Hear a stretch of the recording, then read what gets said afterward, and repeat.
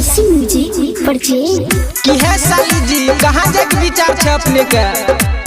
की जीजा जी अहाँ नहीं जाने छिए मकर संक्रांति छिए। अच्छा संक्रांति दही किने जाई बुलेट पाजी जा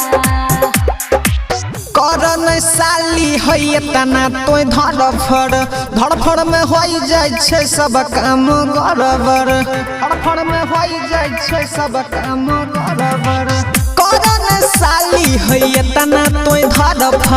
धड़फड़ में होई जाय छे सब काम गड़बड़ हुआ तैयार फटाफट हो जीजा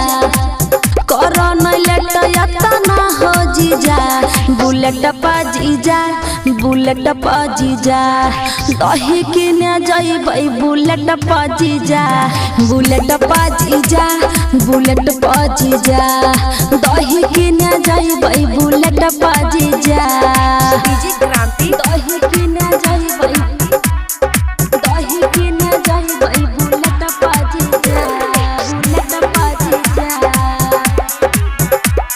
बुलेट पाजीजा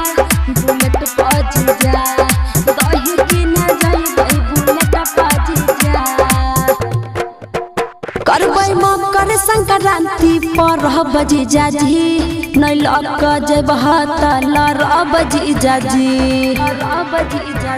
देख बढ़ल जे छे सरदी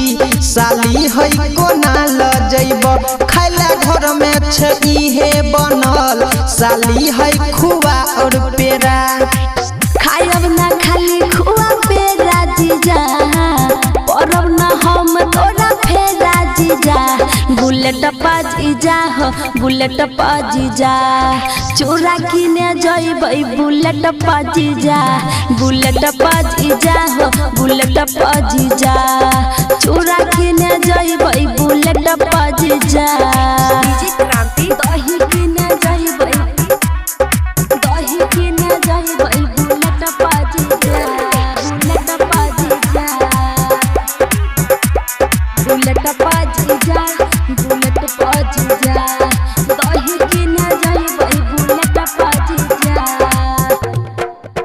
साल में एक बार होय छै जीजा तिलबा परब हम मानब न जीजा जी जइबे करब सुन साली है हमारा तनी तोय कर नहीं सबर जछि ऑनलाइन देब तोरा साली है चूड़ा और शक्कर बहना जे के भूला कर जीजा खुशी से पड़ गेला टक्कर जीजा बुलेट पाजीजा दही किने जाइबै बुलेट पाजीजा लाही किने जाइबै बुलेट पाजीजा LIC music recording studio Triveniganj Supaul.